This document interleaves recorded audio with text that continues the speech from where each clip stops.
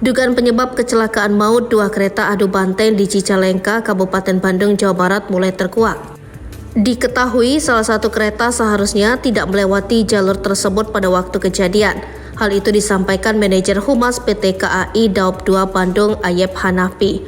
Ia mengungkapkan semestinya kereta api Turangga melintasi jalur petak Cicalengka Haur Pugu terlebih dahulu daripada KA Komuter Lain Bandung Raya. Seperti diketahui, kedua kereta itu bertabrakan di jalur petak Cicalengka Haur Pugu, Kabupaten Bandung, Jawa Barat pada Jumat 5 Januari 2024 pagi.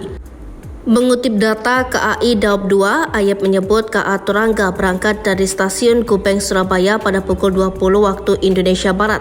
Kereta itu kemudian tiba di stasiun Cicalengka pada pukul 5:59 waktu Indonesia Barat dari jadwal semula tiba di stasiun Cicalengka pada pukul 5:50 waktu Indonesia Barat.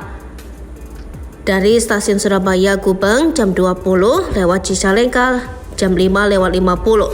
Sementara tadi lewat stasiun Cicalengka 5:59, telat 9 menit. Jelasnya pada saat dikonfirmasi melalui saluran telepon. Sementara itu, KA Komuter Lain berangkat dari stasiun Padalarang pada pukul 4:25 waktu Indonesia Barat dan dijadwalkan tiba pada pukul 6:02 waktu Indonesia Barat di stasiun Cicalengka.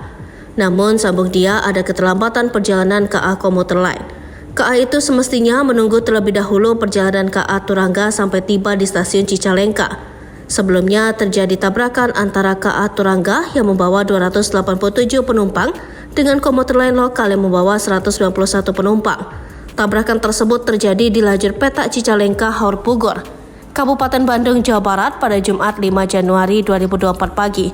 Tercatat ada 4 orang meninggal dunia dalam kejadian itu yang terdiri dari masinis, asisten masinis, pramugara, dan petugas PAM di stasiun Cimeka.